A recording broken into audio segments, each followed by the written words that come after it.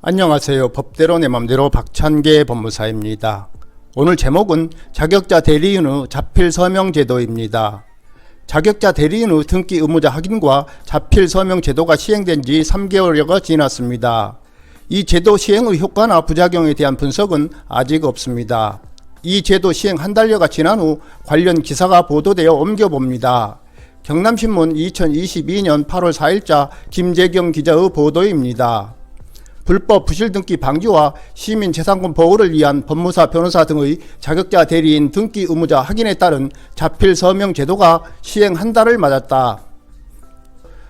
주로 등기 업무를 담당하는 법무사들 사이에서 일이 늘어나는 등 불편함이 있지만 제도가 성공적으로 안착하고 있다는 평가도 나온다.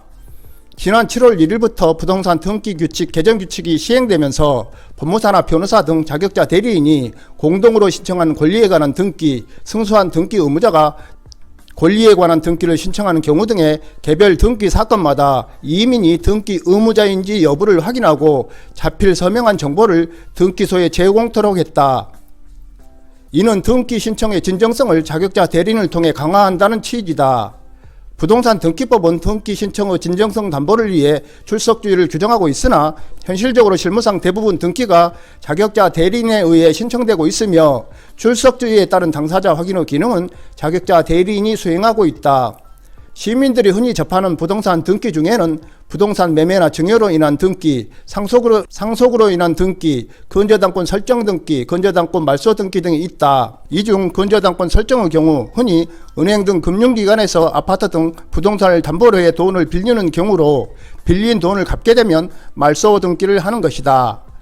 부동산은 국민 재산권의 가장 큰 부분을 차지한다. 그러나 등기 과정에서 종종 사고 및 분쟁이 발생한다. 이는 대부분 자격자 대리인이 등기 의무자 확인을 게을리했거나 자격자 대리인의 관여 없이 불법 브로커, 사무장 등 불법적 형태의 업무 처리로 주로 발생해 왔다. 이를 개선하기 위한 자필 서명 제도의 필요성이 제기되어 왔다.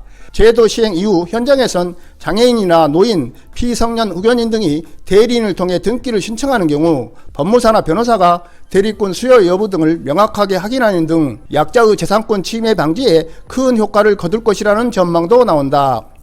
또 법조계에 만연해 있던 불법 등기 행위도 개선될 것으로 기대하고 있다. 도내 한 법무사는 법무사들이 불편하지만 반드시 필요해서 오랜 세월 요구해왔던 제도다. 현장에 잘 안착되고 있다라며 전국적으로 명의를 빌려 불법 등기 업무를 해오던 브로커, 사무장 근절에도 기여할 것으로 예상한다고 말했다. 권병상 경남지방법무사의 회장은 자필 서명 제도 시행 한 달 동안 법무사들 사이에 불편하다는 말들도 있었지만 옳은 일로서 좋은 반응을 얻고 있다. 앞으로 시민들도 권리를 요구할 수 있도록 제도 홍보에 노력을 할 예정이다. 부실등기 방지 등 성과는 추후 분석이 될 것으로 기대한다고 말했다. 오늘은 여기까지입니다. 감사합니다.